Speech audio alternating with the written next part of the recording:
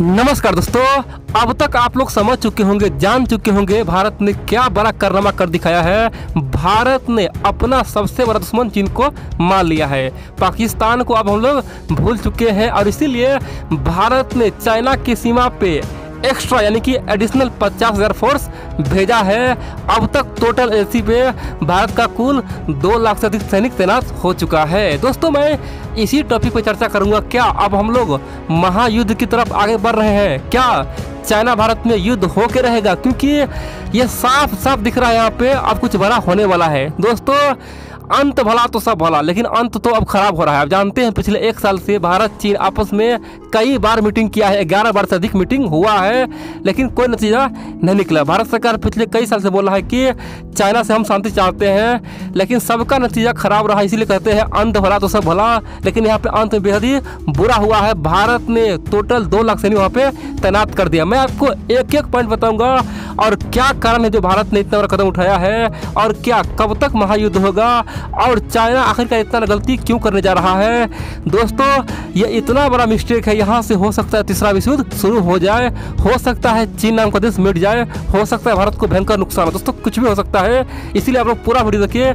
ये मेरा पूरा एनालिसिस होगा यहाँ पे। दोस्तों, कोई आलतू फालतू बात नहीं, केवल एनालिसिस होगा। आखिरकार ये सब हुआ क्यों? आखिरकार हम लोग सुन रहे थे सब कुछ शांति से चल रहा है, सब कुछ प्यार से हो रहा है, बातचीत हो रहा है, तो आखिरकार बॉर्डर पे अब सेना क्यों तैनात हुआ है? आप लोग पूरा वीडियो देखिए। आप लोग जानते हैं दोस्तों, चाइना हमारे लिए खतरा शुरू से है। 1962 में आप जानते हैं पूरे हिमालय रेंज में, आप जानते हैं पूरे हिमालय पहाड़ रेंज में एक तरफ जहाँ चीन का 80,000 सैनिक था। कितना था? 80,000 सैनिक।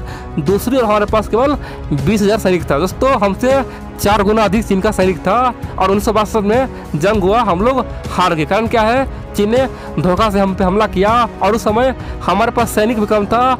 हमारे सैनिक के पास कोई भी हथियार नहीं था, यानी कि बहुत ही पुराना मॉडल का बंदूकें था, न तो सूज था, न ही हेलमेट था, न ही उसके पास बुलेट प्रूफ कोई जैकेट था। दोस्तों, हमारे देश में प्रधानमंत्री जी बोल रहा था हिंदी चीनी भाई भाई, जितना भी हथियार फैक्ट्री है सब बंद करा दिया, अपना रक्षा बजट कम कर दिया, अपना सेना कम कर दिया, हथियार बनना बंद कर दिया। बोला कि अब तो सब मेरा मित्र है, पाकिस्तान तो मेरा भाई हो गया, यहाँ तक कि चीन तो मेरा दोस्त हो गया, अब किससे लड़ेंगे? एशिया में शांति आएगा, एशिया स्वर्ग बन जाएगा। दोस्तों, उसी का नतीजा हमें क्या हुआ? हम पे धोखा से वार किया, हमें हराया भी, और हमसे अक्सर चीन भी छीन लिया, तिब्बत भी छीन लिया। दोस्तों, हम लोग को बुरी तरह से चीन ने बदनाम किया। बड़ी बात तो यह है, तब से लेके अब तक में बहुत बड़ा बदलाव आ गया है। 60 साल में दोस्तों बहुत भयंकर बदलाव हुआ है, खासतौर पे हिमालय रेंज में, पहाड़ी इलाका में। दोस्तों, आप जानते हैं भारत का अब 2 लाख सैनिक आ चुका है। दोस्तों, 1962 से लेकर चीन का सैनिक अभी तक कितना गुना बढ़ा है? केवल 2.5 गुना बढ़ा है, यानी कि 2.5 से 3 गुना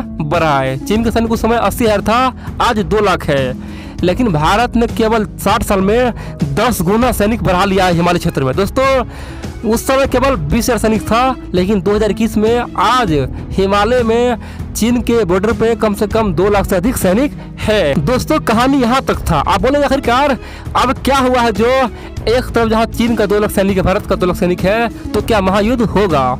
देखिए, आप जानते हैं भारत तो हमेशा चीन को इग्नोर किया है। भारत को लगता था कि चाइना केवल धक्का मुक्की करेगा, कभी भी फुल फ्लेज वार नहीं करेगा, कभी भी आमने सामने का लड़ाई नहीं करेगा। लेकिन दोस्तों, केवल 2 साल में ये मानसिकता हम लोग को बदल चुका है। आप जानते हैं 2020 से पहले हम लोग पाकिस्तान को नंबर 1 का दुश्मन मानते थे। हम लोग को अभी भी डर था कि पाकिस्तान ही हम पे हमला करेगा, चीन तो हमला कर ही नहीं सकता है। लेकिन अभी क्या हुआ है? केवल 1 साल में, जब से गलवान घाटी हुआ है, तब से लेके अभी तक भारत ने पूरी तरह से पाकिस्तान को इग्नोर करके चाइना को अपना नंबर 1 का दुश्मन बना लिया है। और यही कारण है कि कुछ ही देर एलएसी के पास भारत कम से कम 50,000 से अधिक सैनिक भेजा गया है।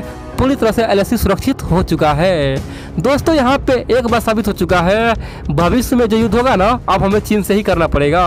और यहाँ पे युद्ध का 2 कारण है। पहला कारण तो यह है, चाइना चाहता है अमेरिका को नंबर 1 से गद्दी से हटा दे और अपना नंबर 1 का गद्दी ले ले, यानी कि चीन को चाहता है कि नंबर 1 का कुर्सी ले ले। दूसरा, चीन चाहता है कि भारत कभी भी आगे ना बढ़े। चीन को पता है कि हमारा कंपटीशन केवल एक ही दे सकता है, भारत। और भारत फ्यूचर में हमें पछाड़ भी सकता है। जैसे आज चीन अमेरिका को पछाड़ रहा है, उसी प्रकार से 20 साल बाद भारत चीन को पछाड़ेगा। दोस्तों ये सेम टू सेम होगा।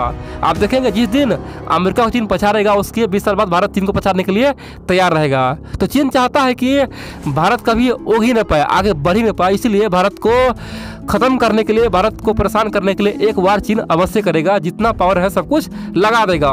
तीसरा पॉइंट यह दोस्तों, आप जानते हैं चाइना का जो कम्युनिस्ट पार्टी है ना, वो चाहता है कि हमारा 100 वर्ष के खुशियाँ में कम से कम ताइवान पे हमला कर दे। दोस्तों आप जानते हैं 1922 में कम्युनिस्ट पार्टी ऑफ चाइना का स्थापना हुआ था। अब 2022 आने वाला है, तो चीन चाहता है कि 2022 तक, यानी कि 100 साल पूरा होने के उपलब्ध में हमें ताइवान पर कब्जा करना होगा और ताइवान को चीन में मिलाना होगा। और दोस्तों इसीलिए चाइना चाहता है भारत को पहले सीमा पे रोक दे, भारत को धमका दे, फिर ताइवान पे हमला करेंगे। लेकिन यहाँ पे दोस्तों क्वाड के तमाम देश अब सक्रिय हो चुका है, एक हो चुका है। आप जानते हैं पहले क्वाड में आनाकानी चल रहा था, धक्का मुक्की चल रहा था। यूरोप के देश कभी भारत को महाशक्ति नहीं मानता था, बोलता था कि भारत महाशक्ति नहीं है, हम नहीं मानेंगे, हम मर जाएंगे, हम अपना पावर खत्म कर देंगे, लेकिन भारत को महाशक्ति नहीं मानेंगे। लेकिन दोस्तों केवल 2 साल में सब भ्रांतियां दूर हो गया है, यूरोप का सब घमंड चूर चूर हो गया है और आज यूरोप अमेरिका सब एक होकर भारत के पीछे खड़ा है, बोल रहा है कि आप एशिया का महाशक्ति है, आपके बिना कुछ नहीं होगा, इसीलिए आप चाइना के सामने खड़ा होइए, आप आगे बढ़िए, पीछे पीछे हम लोग आएंगे, यानी कि आप हमारा राजा है, आप हमारा सबसे बड़ा योद्धा है, हम आपके पीछे पीछे आएंगे। दोस्तों सबने ओपनली भारत को महाशक्ति मान लिया है, क्योंकि सब जानता है बिना भारत के चीन को हराना असंभव है। आप देखिए यहाँ प्लान क्या है, जिस दिन ताइवान पे चाइना कब्जा करेगा ना, घोषणा करेगा ना, उसी दिन देखेंगे साउथ चाइना सी में क्वाड तांडव मचा देगा, यूरोप का देश तांडव मचा देगा।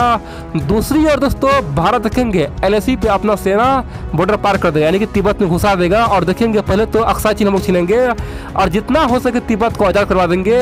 और तीसरी ओर दोस्तों हम लोग अंदर ही अंदर चीन में विद्रोह खड़ा करवा देंगे, उधर चाइना ताइवान पर कब्जा करने जाएगा, उधर हम लोग चीन को तोड़ देंगे। दूसरी ओर साउथ चाइना सी में अमेरिका पहुंचेगा तो चीन को चारों ओर से घेर लिया जाएगा और चीन को बर्बाद कर दिया जाएगा। तीसरी ओर जापान हमला कर देगा, चौथी ओर वियतनाम। और दोस्तों जानते हैं साउथ चाइना सी में बहुत सारे देश चीन से परेशान है, तो सब एक साथ मिलकर धावा बोला जाएगा। यहाँ पे प्लान ये हो रहा है, इसीलिए भारत ने 50 सैनिक बॉर्डर पे तैनात किया है। भारत को पता है फ्यूचर में कुछ भी हो सकता है, कभी भी कोई बड़ा माहौल बन सकता है। इन सब के अलावा दोस्तों एक तरफ जहाँ चीन का 2 लाख सैनिक है, भारत का 2 लाख सैनिक है, तो हमारा सैनिक चीन के लिए दोस्तों 10 गुना अधिक है। सिंपल से बात करें, हम लोग हिमालय क्षेत्र में, पहाड़ी इलाका में सबसे खतरनाक सैनिक हमारे पास है, यानी कि हिमालय क्षेत्र में, पहाड़ी क्षेत्र में हम लोग दोस्तों 10 सैनिक के बराबर एक सैनिक, ठीक है। तो हमारा अगर 2 लाख सैनिक वहाँ पे है ना, तो चीन अगर 5 लाख सैनिक भेज देना, 7 लाख सैनिक भेज देना, तो भी कोई फर्क नहीं पड़ेगा। युद्ध के समय दोस्तों चीन पूरी तरह से खोखला हो जाएगा। और अगर चीन 5 लाख सैनिक हिमालय में भेजेगा तो साउथ चाइना सी में क्या भेजेगा? दोस्तों चीन के तमाम पड़ोसी दुश्मन है, तो चीन पड़ोसी के पास क्या भेजेगा? अपने देश में जो आंतरिक कला है उसे कैसे रखेगा? दोस्तों भारत के सामने में केवल चीन का 2 ही लाख सैनिक, 3 लाख सैनिक आएगा, उससे अधिक आ ही नहीं सकता है।